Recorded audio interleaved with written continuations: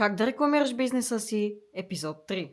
Какво е ниша? Нишата е основната тема, на която се гради твоя бизнес. Фитнес, бизнес, коли, красота. Тоест, ако ти си фитнес треньор, ти ще правиш видеа за тренировки, за хранене, за сън, за калориен дефицит. Ако си бизнес за коли, най-хубавите теми там са за ремонти, факти за автомобили, състезания и тем нататък. Във всяка една ниша има подниши. Тези подниши са теми, които засягат главно проблемите на хората, които се интересуват от твоя бизнес и са твои бъдещи клиенти. Как да правиш такива видеа? Правилото 5 Хикс. Как да използваш правилото 5 Хикс? Примерно да кажем, имаш фитнес канал, искаш да правиш упражнения за корем. Пишеш това във Facebook, в Instagram, в TikTok, няма значение и търсиш видеа, които имат 5 пъти повече гледания, отколкото последователи на човека, който ги е качил. Трите типа кукички ги копираш напълно, без да взимаш съдържание, разбира се. Правиш си го ти сам, но взимаш идеята. На 80% може да вземеш идеята, другите 20% са от теб, защото ти също имаш какво да кажеш на този свят. Трето важно нещо. Щом вече владееш правилото 5 Хикс и го прилагаш и качваш редовно, качи поне от 20 до 50 видеа по този начин. И след това направи анализ. Последвай ме за още, защото в следващото видео ще ти обясня какво се състои